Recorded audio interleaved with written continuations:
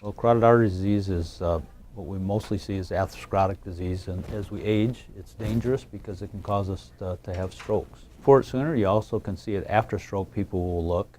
When you go to your doctor, they will listen to your neck with a stethoscope. If they hear a bruit or a tightening of the artery will cause noise, and that will lead them to do a sound wave test of the artery.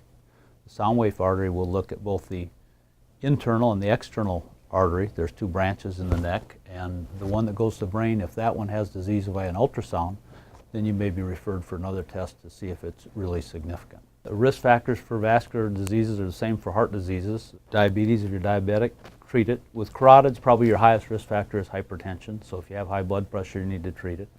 High cholesterol is one. If we do find disease in the carotid arteries, we put them on antiplatelet medications, treat their hypertension, and often a statin for high cholesterol. If you have a carotid bruit when they listen in your neck, it's very reasonable to have an ultrasound to make sure that you don't have severe disease. If you have severe disease, it's reasonable to treat. If you have had a weakness on one side of your body or blindness in an eye, those are symptomatic. People with symptomatic carotids are the most highest risk of having a stroke.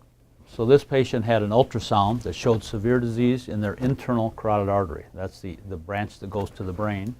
Is this one. Here's the common, and the one with the branches feeds the face we don't worry about. But the one to the brain has a very tight stenosis in it, and people with tight blockages in their internal carotid arteries are at higher risk to have a stroke. When we do an operation, we will often put a little plastic tube in so blood goes around the blockage when we clamp the artery and have it open. So we still protect the brain that way. So either way, you should have some way to protect the brain while you're working on the carotid artery. If we take the plaque and push it up against the wall and trap it in the stent.